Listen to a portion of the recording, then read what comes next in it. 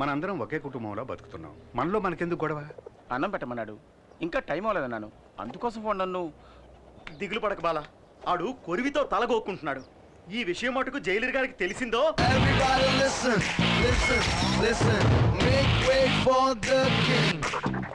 ఏంటి జైల్లో వైలెన్సా? Silence maintain చేయడానికి నేనే ఆర్డినరీ జైలర్ జిమ్ములింగాన్ని కాదు, టెర్రర్ తాతారావునే. ఈవేళ మాయాగాడిని పుల్లపొడి చేస్తాను. ఏంటి సెల్యూట్ కొట్టు. నేను వీడని కొట్టమానాను. ఉదయాన్నే కొట్టాను కదా సార్. నేను కూడా నిన్న రాత్రి కొట్టాను, ఇప్పుడు కొట్టరా? ఇలా చూడు, ఆ బాలగాన్ని కాస్త తగ్గమను, లేదా వాడిని ఇక్కడే కొట్టి సమాధి చేస్తా. సరేలే, ఎక్కడ టెన్షన్ అవ్వాలో అక్కడ అవ్వకుండా వదిలేస్తారు. ఇప్పుడు టెన్షన్ అయ్యి ఏం ప్రయోజనం? ఇలా చూడండి, ఆ బాలగాడి మీద నేను సివియర్ యాక్షన్ తీసుకుంటాను. ఒక జైలర్ తో ఏదో టైలర్ తో మాట్లాడినట్టు మాట్లాడి వెళ్ళిపోతున్నాడు వీడు.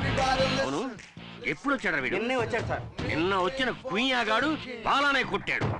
నెక్స్ట్ మిమ్మల్నే కొడతాడు సార్. వీణ్ణి ఒప్పుకుంటాను.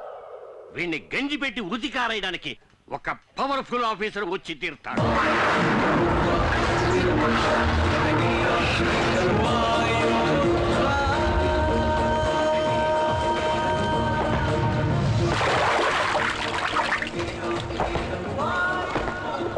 వాయుపుత్ర,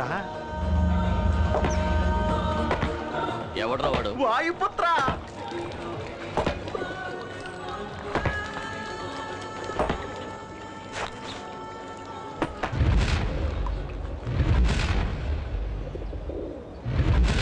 కాకి చొక్కా వేసుకుని దండించడానికి వచ్చాడురా. తమ్ముడు, కాకి చొక్కా వేసుకోగానే సరికాదు, గుండెలో కలేజా ఉండాలి, లేదా బాక్స్ బద్దలవుద్ది. మన మినిస్టర్ ఎవరో తెలుసా?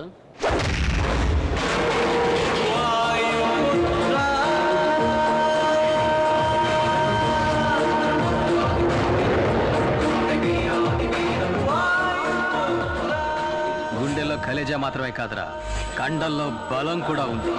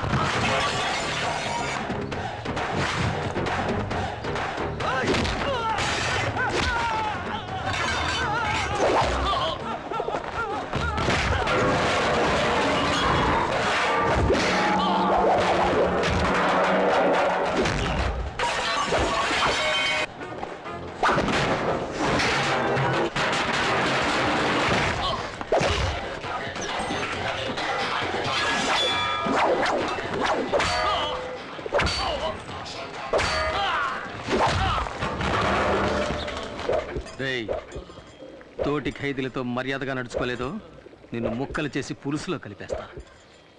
నీకు ఇంకో విషయం తెలుసా? నేను ఆఫీసర్ని కాదు, ఖైదీని. నంబర్ 2, 3, 8. ప్రేమతో వాయుపుత్ర.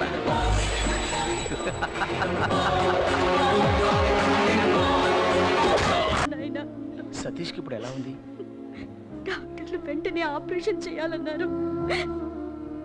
5 లక్షల రూపాయలు ఖర్చు అవుతుందట.